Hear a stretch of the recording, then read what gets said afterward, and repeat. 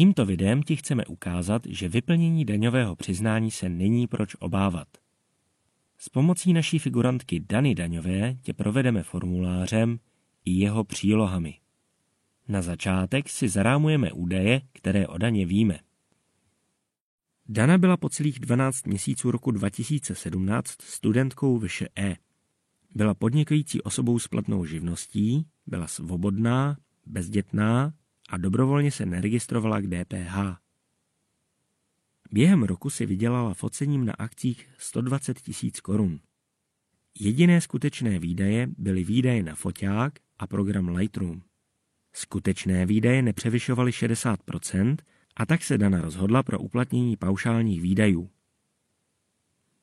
Dana nemá žádné nezdanitelné části základu daně ani odčitatelné položky od základu daně. Nemá také žádnou ztrátu z podnikání z předchozích let. Vybrali jsme a zaměřili jsme se především na otázky, které by si mohl při vyplňování klást. Tak jdeme na to. Tady vyplníš místo finančního úřadu podle tvého místa podnikání či sídla firmy nebo adresy místa pobytu v době podání daňového přiznání. Dana bydlí na Praze 8 a místo svého bydliště má zaregistrované jako své sídlo v živnostenském rejstříku. Do kolonky uvede hlavní město Praha. Tady vyplníš územní pracoviště finančního úřadu. Seznam územních pracovišť jednotlivých finančních úřadů nalezneš na portálu státnispráva.cz. Dana do kolonky uvede Prahu 8. V případě OSVČ, jež podnikají podle živnostenského zákona, je tvým DIČem tvé rodné číslo, které se ale vypisuje bez lomítka. Rodné číslo Dany je například 95 53 11 /06 53. Do kolonky daňové identifikační číslo uvede 95 53 11 06 53. Tvé skutečné rodné číslo s lomítkem. Sem tedy Dana uvede 95 53 11 /06 53. Budeme předpokládat, že daňové přiznání podáváš v řádném termínu, takže zakřížkuješ políčko pod slovem řádné. Ta další dvě políčka necháš volná. Dana zapíše křížek pouze v políčku pod slovem řádné. Zde v případě vyplnění a podání přiznání bez daňového poradce zakřížkuješ ne. Dana vyplňuje přiznání sama, nevyužívá služeb daňového poradce. Zakřížkuje tedy kolonku ne. Tady uvedeš kalendářní rok, za který daňové přiznání podáváš. Pokud daníš příjmy získané v roce 2017, uvedeš rok 2017. Když daníš příjmy za celé zdaňovací období, tedy za celý rok, ponecháváš políčka volná. Konkrétní období se vyplňuje pouze v případě specifických událostí, jako by byl například úpadek daňového subjektu. Dana podává přiznání v březnu 2018, ale zdaňuje v něm příjmy dosažené během předchozího roku. Uvede tedy do kolonky kalendářní rok 2017. Příjmení daňová. Rodné příjmení. Kolonku nechá Dana volnou, jelikož není vdaná a její aktuální příjmení je jejím rodným příjmením. Jméno Dana. Titul BC. Daně byl na vysoké škole přidělen titul bakalář. Státní příslušnost Česká republika. Dana uvede do kolonek obec Praha, ulice Zenklova, číslo popisné a orientační 566/34, poštovní směrovací číslo 180 00, telefon 878 983 887, e-mail dana.danová@seznam.cz, stát Česká republika.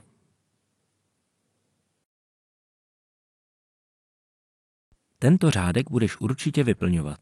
Týká se výše tvého zisku z podnikání neboli příjmů mínus výdajů. V případě kladné hodnoty půjde o dílčí základ daně, v případě záporné půjde o ztrátu. Tato částka koresponduje s výpočtem, který provedeš na příloze číslo 1 k daňovému přiznání. Dana vyplní 48 000 korun, které vypočítala jako příjmy 120 000 minus výdaje 72 000. Dana má pouze příjmy z podnikání, tudíž výše vyplnila jen řádek 37. Do políčka 41 tedy jen opíše tuto částku 48 000 korun. Kdybys měl i příjmy ze zdrojů v zahraničí, vyplnil by si rozdíl úhrnu dílčích základů daně a úhrnu vyňatých příjmů ze zdrojů v zahraničí. Pokud takové příjmy nemáš, opíšeš jen hodnotu úhrnu dílčích základů z řádku 41. Dana nemá příjmy ze zdrojů v zahraničí ani z podnikání, ani z kapitálového majetku, ani z nájmu, ani ostatní příjmy. Takže opíše hodnotu 48 000 korun z předchozího řádku. Řádek 36a má Dana volný, takže opíše hodnotu z řádku 41a a kolonka tedy bude znovu obsahovat částku 48 000 korun. Vzhledem k tomu, že Dana neměla žádnou ztrátu, kterou by mohla uplatnit, uvede zde částku 48 000 korun z řádku 42. Dana neměla žádné nezdanitelné části základu daně ani odčitatelné položky během zdaňovacího období 2017. Proto do této kolonky pouze opíše částku 48 000 z řádku 45. Zde jde pouze o matematickou úpravu základu daně. Například částku 52 040 korun zaokrouhlíš na 52 000 nebo částku 26 999 korun zaokrouhlíš na 26 900. Základ daně Dany je již zaokrouhlený, Dana tedy jen opíše částku 48 000 korun. V tomto řádku uplatníme naše znalosti o 15% sazbě daně z článku Daň z příjmu v kostce 2 a vynásobíme hodnotu základu daně, číslo v řádku 56, těmito 15%. Jak jsme již počítali, u Dany vyjde 7200 korun, což je 48 000 krát žádná celá 15. Hodnotu 7200 zapíše do kolonky řádku 57. Daná příloha se týká příjmů ze zdrojů v zahraničí. Pokud tyto příjmy nemáš, stačí vepsat částku v řádku 57. Dana nemá příjmy ze zdrojů v zahraničí, proto pouze opíše částku 7200 korun. Půjde o součet daně a případné částky solidárního zvýšení daně. Tato suma se poté zaokrouhlí na celé koruny nahoru. Například výsledná daň 7586,21 korun se zaokrouhlí na 7587. Dana opět jen opíše částku 7200 korun, jelikož nemá povinnost platit solidární daň. Slevu na poplatníka ve výši 24 840 korun si můžeš nárokovat vždy, když si alespoň po část roku měl zdanitelné příjmy. Nezáleží na tom, jak dlouho tvá výdělečná činnost přes rok trvala. Dana zapíše do kolonky řádku 64 slevu na poplatníka ve výši 24 840 korun. Sleva na studenta v roční výši 4020 korun se už případně zkracuje podle počtu měsíců, ve kterých jsi byl během zdaňovacího období studentem. Na tuto slevu máš nárok v případě studia neboli soustavné přípravy na budoucí povolání, a to až do 26 let. Dana studovala na vysoké škole během celého zdaňovacího období 2017. Proto do kolonky počtu měsíců uvede číslo 12 a vedle toho slevu 4020 korun. Na ostatní slevy nemá Dana nárok, jelikož je svobodná, nemá děti, není zdravotně postižená a není povinna vést elektronickou evidenci tržeb neboli EET.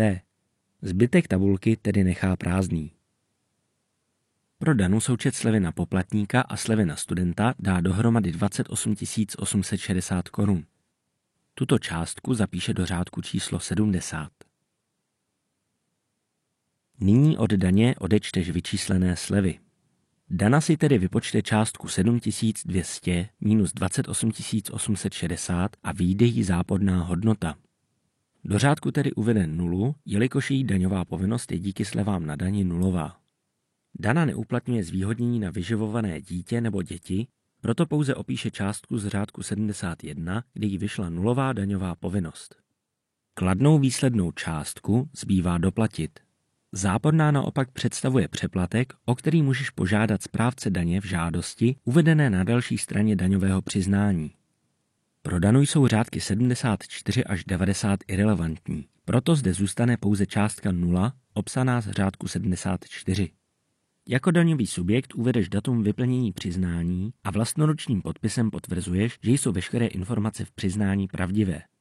Dana nikoho nesplnomocnila k podpisu, proto sama uvede datum vyplnění daňového přiznání a vpravo se podepíše. Kdyby ti na řádku 91 vyšel přeplatek, vyplníš tento odstavec podle toho, v jaké výši, kam a jak si přeješ tento přeplatek vrátit. Nakonec už jen místo, čas a podpis. Daně žádný přeplatek nevzniknul a proto tento odstavec nevyplňuje. První příloha se týká výpočtu dílčího základu daně ze samostatné činnosti. Jako podnikatel ji budeš určitě potřebovat odevzdat spolu s daňovým přiznáním. Částky se do přílohy uvádí v celých korunách. Během výpočtu se však počítá se 2/10 místy. V prvním řádku zaškrtneš, jestli jako podnikatel vedeš účetnictví, daňovou evidenci nebo uplatňuješ výdaje procentem z příjmů, tedy paušální výdaje. Na všechny příjmy můžeš uplatnit pouze jeden způsob výpočtu výdajů. Fyzické osoby mají povinnost vést účetnictví v případě, že jsou zapsány v obchodním rejstříku, jsou společníky sdruženými ve společnosti, jejich obrat překročil za rok 25 milionů korun, nebo jim to ukládá zvláštní právní předpis. Účetnictví můžeš vést i dobrovolně, ale administrativně je rozhodně méně náročná, méně komplexní a méně detailní daňová evidence. Dana se rozhodla pro uplatnění výdajů procentem z příjmů, proto zaškrtne poslední políčko prvního řádku. Vpisuješ své celkové příjmy z podnikání za zdaňovací období. Dana napíše částku 120 000 korun. Uvádíš výdaje podle výpočtu vycházejícího z metody, pro kterou se rozhodneš, případně kterou musíš využít. Tedy vedení účetnictví, vedení daňové evidence nebo uplatnění výdajů procentem z příjmů. Dana se rozhodla pro uplatnění výdajů procentem z příjmů. Její živnost spadá pod ostatní živnosti a může tedy uplatnit paušál 60%. Tím jí vychází výdaje 72 000 korun, které zdaleka nedosahují maximálního limitu pro uplatnitelné výdaje paušálem u ostatních živností. V případě, že vedeš daňovou evidenci nebo uplatňuješ paušální výdaje, uvedeš rozdíl mezi příjmy a výdaji. Kdyby si svedl účetnictví, uváděl by si výsledek hospodaření před zdaněním, v případě ztráty se znaménkem mínus. Rozdíl mezi příjmy a výdaji vyjde pro Danu 48 000 korun. Tuto částku napíše do řádku 104. Pro Danu jsou řádky 105 až 112 irelevantní, takže opíše částku 48 000 korun. Vyplňuješ, kdyby si měl vyňaté příjmy ze zdrojů v zahraničí. Dana nemá žádné vyňaté příjmy ze zahraničí, takže opíše částku 48 000 korun z řádku 113. Slovně uveď svou hlavní výdělečnou činnost. Buď ji označ vlastními slovy, nebo se můžeš inspirovat názvy u výčtu činností uvedených ve tvém živnostenském oprávnění. Dana vykonává pouze fotografickou činnost. Vyplní tedy jen řádek hlavní převažující činnosti, do něhož zapíše fotografické služby. Pokud jsi vykonával více činností, uveď je do této tabulky. Pokud ti nebude stačit vyhrazené místo, uvedeš je na volný list, který přidáš k tiskopisu přílohy. Dana vykonává pouze fotografickou činnost, takže tento sloupec tabulky nechá volný.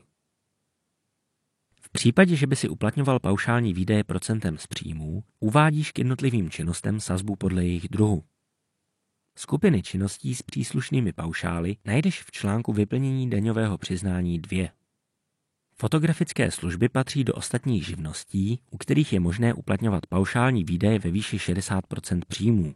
Dana tedy uvede do kolonky vedle názvu hlavní činnosti sazbu 60%.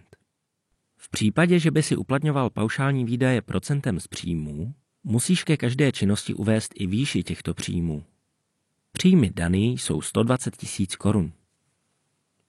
V případě, že by si uplatňoval paušální výdaje procentem z příjmů, musíš i tady uvést výši těchto příjmů. Paušální výdaje Dany jsou 72 000 korun. Do bílých políček tohoto řádku uvedeš souhrn veškerých příjmů a výdajů. Dana tedy opíše příjmy 120 000 korun a výdaje 72 000 korun.